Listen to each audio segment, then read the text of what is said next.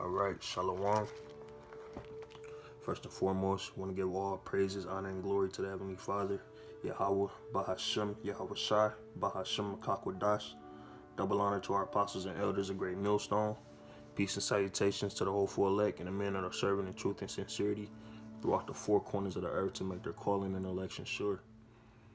It's going to be a quick lesson. I don't really like calling my videos that I put up lessons, even though they are to edify the hopeful elect. But I feel like that I've only been in this truth for 8 months, okay?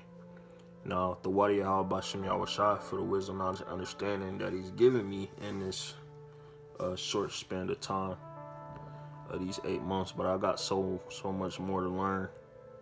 I only edify on what I know, what I'm familiar with, okay? The portion that the Lord has given me through the Spirit. So, but this video, we're going to talk about the consequences that may come with the testimony of Yahawashi, okay? And you're going to see what I'm talking about. So let's just go straight into the scriptures.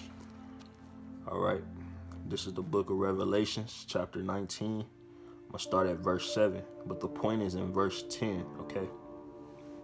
Verse 7, let us be glad and rejoice and give honor to him, for the marriage of the Lamb is come, and his wife hath made herself ready. The marriage of the Lamb is Yahawashi. Who is the wife? The elect, okay? The 144,000. Verse 8, and to her was granted that she should be arrayed in fine linen, clean and white, for the fine linen is the righteousness of the saints. Okay, verse 9, and he saith unto me, right blessed are they which are called unto the marriage supper of the Lamb. Who are they that are called unto the marriage supper of the Lamb? The men that you see serving in truth and sincerity throughout the four corners of the earth, okay? Those are the hopeful elect, okay? And you even have elect that possibly hasn't woken up yet, if the elect isn't sealed, okay? So I'm gonna read verse 9 again. And he saith unto me, right unto the marriage supper of Salakia. And he saith unto me, right blessed are they which are called unto the marriage supper of the Lamb. And he saith unto me, these are the true sayings of Yahweh. Verse 10, this is the point. And I fell at his feet to worship him, and he said unto me, see, thou do it not. I am thy fellow servant, and of thy brethren that have the testimony of Yahawashi. Worship Yahweh, for the testimony of Yahawashi is the spirit of prophecy. Okay? So, the testimony of Yahawashi is the spirit of prophecy. Okay? And how are we doing that? Okay? The men of the Lord that you see in the chief place of concourse on the highways and byways, on your YouTube feed when you just scroll past, or whether you choose to watch the videos or not. The men that are repeatedly in your ear about the return of Yahawashi and the destruction of America. Okay? The Lord has given us the spirit of prophecy. That is the testimony of Yahawashi, okay? So every man that claims to be serving in his truth should be in the spirit of prophecy for the testimony of Yahawashi, okay? And ultimately, you got to sit back and think. Yahawashi was put to death. He came into his own received him not. So how much more the prophets, okay? So the point of this video, we're going to go into some men will be martyrs for this truth. What is a martyr? Okay? A martyr is someone who's killed for their religious beliefs or anything that they believe in general, okay? That goes against the grain of this society, okay?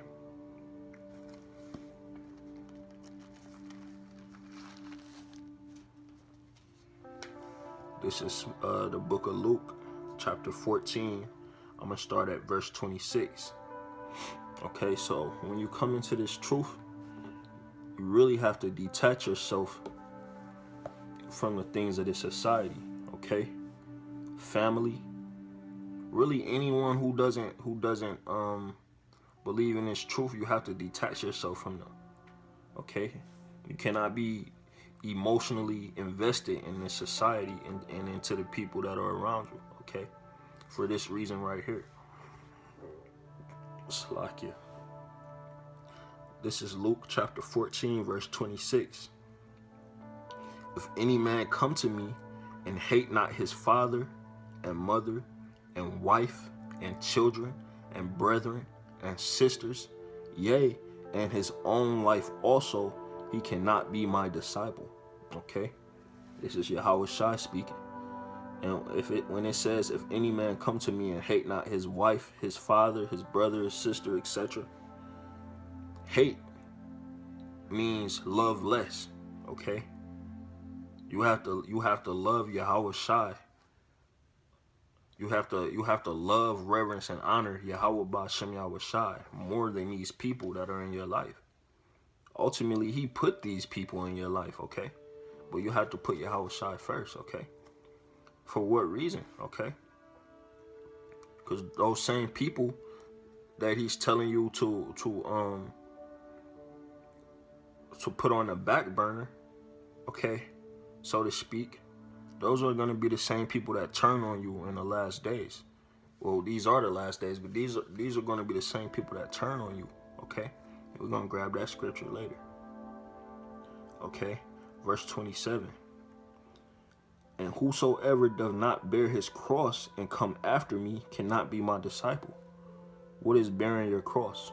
Bearing your cross is whatever situation the Lord has you in this lifetime, you know, whether it be ailments in the body, financial problems, situations with women, children, okay? And whosoever doth not bear his cross and come after me cannot be my disciple. So you got to pick up your burdens, okay? Put them in a spiritual backpack.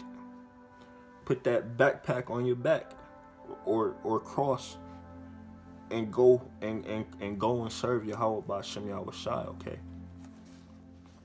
And we know that it says, we know what it says in 2nd Ezra chapter 14, verse 14, okay? I'm going to grab that real quick.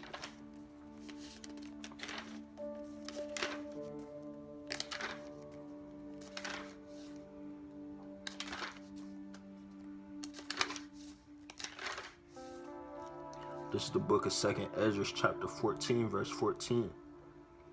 It says, let go from thee mortal thoughts, cast away the burdens of man, put off now the weak nature. That's a part of bearing your cross, okay?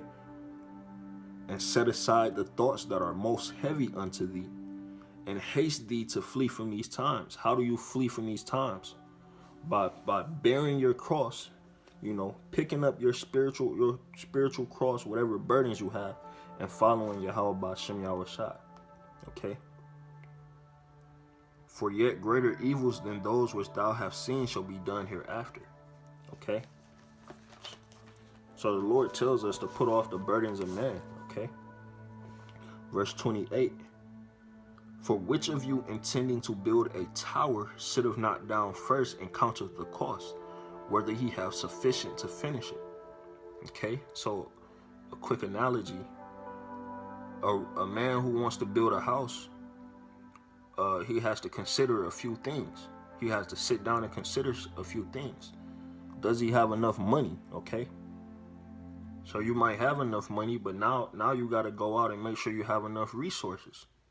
Then you have to pay people to labor. You need an electrician, okay, etc., etc. So I'm going to read this again, verse 28, and this is Luke chapter 14, verse 28. For which of you intending to build a tower sitteth not down first and counteth the cost, whether he have sufficient to finish it? So that same thing applies to this truth. When you come into this truth, you should come into this truth with a few understandings, okay? That you could possibly there's a great chance that you could be put to death for this truth, for believing this truth, for the testimony of Yahawashi, which is the prophecy, okay? Okay? So it says, for which of you intending to build a tower sitteth not down first and counteth the cost? You have to count the cost. This is one of those things where when I was coming into the truth 8 months ago, and so much stuff has happened in these 8 months. It seems like it's been like a year or so, you know. But 8 months ago, this was one of the first things. I remember brothers doing videos, you know, because I was heavy into watching videos for maybe about a year and a half before the Lord put it on my spirit to go up to a camp, okay? But men were doing videos, the men of the Lord were doing videos on counting the cost, okay? And what comes with this, you know? So you have to count the cost of the consequences of prophesying, you know, for the testimony of Yahawashi, okay?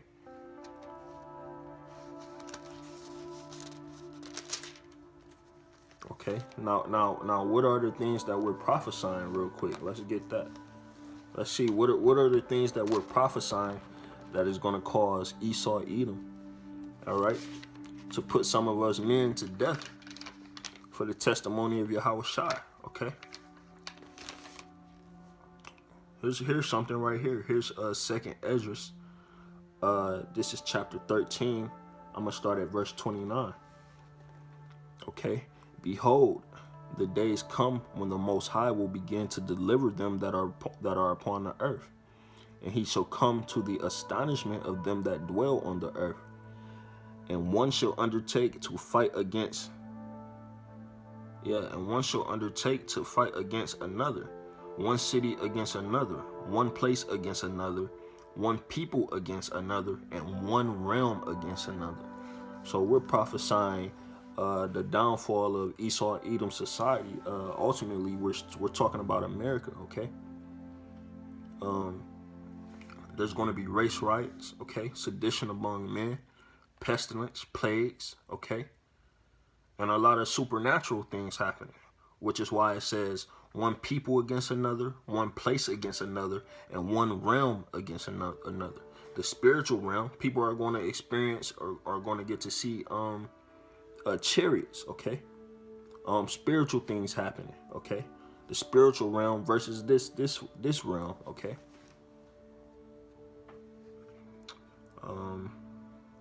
Verse 32. And the time shall be when these things shall come to pass, and the signs shall happen which I showed thee before, and then shall my son be declared, whom thou sawest as a man ascending. So we're prophesying the return. Ultimately, we're prophesying the return of Yahawashi, a so-called black man. Okay. And this system is ran by wicked ass who you would call white people, who we know their biblical name is Edomites, okay? We're prophesying the downfall of Esau, Edom, okay? The wicked elite, okay? Okay, and if we're telling them that, if we're standing on the street corners in every major city and country, prophesying the downfall of this man, okay? And telling him that a so-called black man is coming back to destroy him, okay? And then all the things that we're saying start to take place. Of course, Esau is going to get scared, okay? And what's he going to do? He's going to come after us, okay? So yeah, what's something else we're prophesying? We could stay right here in 2nd Esdras and go to 2nd Esdras chapter 16. Something else we're prophesying for the testimony of Yahawashi. 2nd Esdras chapter 16, verse 1. It reads, woe be unto thee, Babylon and Asia. We know that Babylon is America. Woe be unto thee, Egypt and Syria. We know that Babylon is America. We know that Egypt is America, okay? Gird up yourself with cloths of sack and hair. Bewail your children and be sorry, for your destruction is at hand. A sword is sent upon you, and who may turn it back? A fire is sent among you, and who may quench